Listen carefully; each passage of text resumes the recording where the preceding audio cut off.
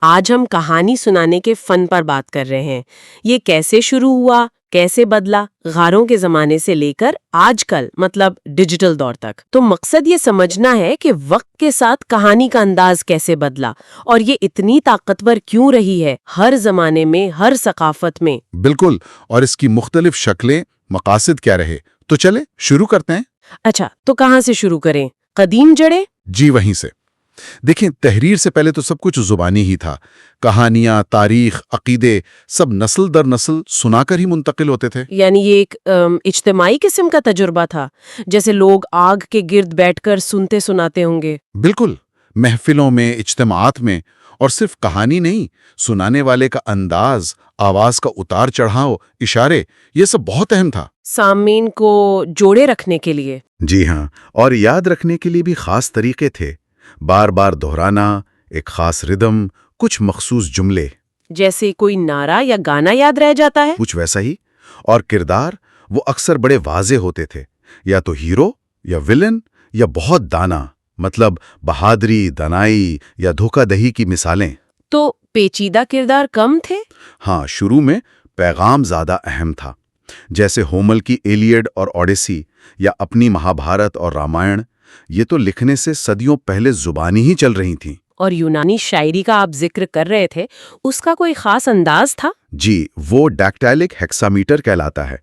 ایک خاص گونجدار ردم تھا جو وہ سمجھتے تھے کہ بہادری کے لمبے قصوں کے لیے بہترین ہے۔ اچھا، پھر آتی ہیں ایسوپ کی کہانیاں۔ وہ تو جانوروں کی کہانیاں ہیں نا؟ ہیں تو جانوروں کی، لیکن ان کا مقصد صرف بچوں کو سبق سکھانا نہیں تھا۔ ایک دلچسپ بات یہ ہے کہ وہ ایک طرح کا کوڈ بھی تھے۔ کوڈ؟ کیسا کوڈ؟ مطلب کمزور لوگ ان کہانیوں کے ذریعے طاقتوروں پر تنقید کر سکتے تھے بغیر سزا کے ڈر کے۔ جانور بولتے تھے، انسانوں جیسا برتاؤ کرتے تھے تو اشاروں میں بات ہو جاتی تھی۔ واہ، یہ تو بڑی دلچسپ بات ہے۔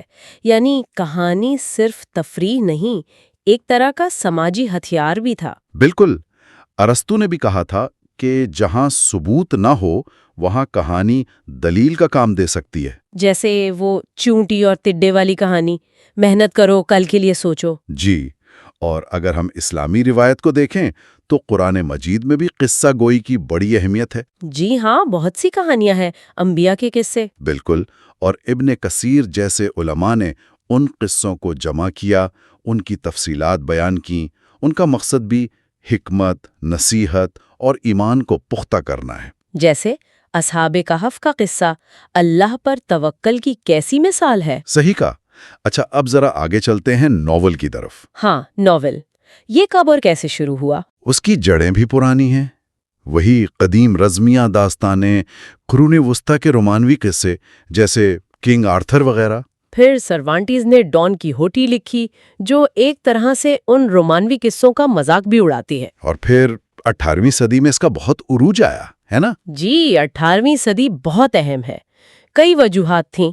صنعتی انقلاب آیا، چھاپا خانہ عام ہوا، لوگوں کے پاس وقت اور پڑھنے کا ذریعہ آیا۔ اور ایک نیا طبقہ، مڈل کلاس، وہ بھرا۔ وہ اپنی زندگی سے قریب تر کہانیاں پڑھنا چاہتا تھا۔ اچھا۔ اور وہ موبائل لائبریریوں کا کیا قصہ ہے؟ ہاں، وہ بھی شروع ہوئیں تو کتابیں زیادہ لوگوں تک پہنچنے لگیں۔ اس دور کے ناولوں میں کیا خاص بات تھی؟ ایک تو حقیقت پسندی، یعنی کہانی سچی لگے، کردار عام لوگ، ماحول جانا پہچانا۔ جیسے ڈینیل ڈیفو کا رابنسن کروسو؟ بالکل، اس نے فرسٹ پرسن میں لکھا تو اور زیادہ حقیقی لگا۔ پھر رچرڈسن نے خطوط کی شکل میں لکھا، پمیلا، کرداروں کی نفسیات پر زور دیا۔ اور فیلڈنگ نے مزاحیہ ناول لکھے۔ جی، ٹام جونز اور سٹرن نے تو ٹرسٹم شینڈی میں بالکل ہی تجرباتی انداز اپنایا، وقت کو آگے پیچھے کر دیا۔ تو کہانی کہنے کے انداز بدلتے رہے، میڈیم بدلتے رہے، غار کی دیوار سے ڈیجیٹل سکرین تک۔ لیکن کہانی سننے اور سنانے کی جو بنیادی انسانی خواہش ہے نا، وہ وہی ہے۔ اور آج کل تو اس کی اہمیت شاید اور بڑھ گئی ہے، اتنی زیادہ معلومات ہر طرف۔ بالکل، اب کہانی صرف بتانے کا نام نہیں بلکہ متاثر کرنے، قائل کرنے کا ذریعہ ہے۔ خاص طور پر کووڈ کے بعد محسوس ہوا ہے کہ تبدیلی لانے کے لیے کہانی کتنی ضروری ہے۔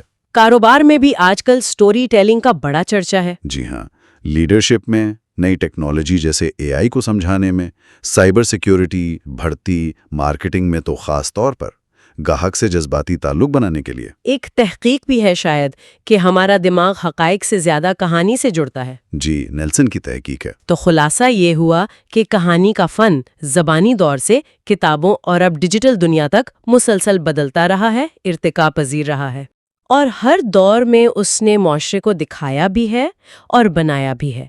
ٹیکنالوجی بدلی لیکن کہانی کی ضرورت نہیں بدلی۔ بالکل۔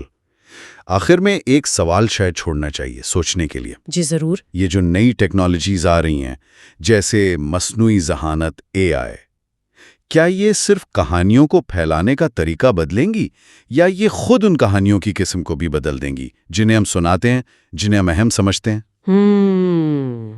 یہ واقعی گہرا سوال ہے جس پر غور کرنے کی ضرورت ہے۔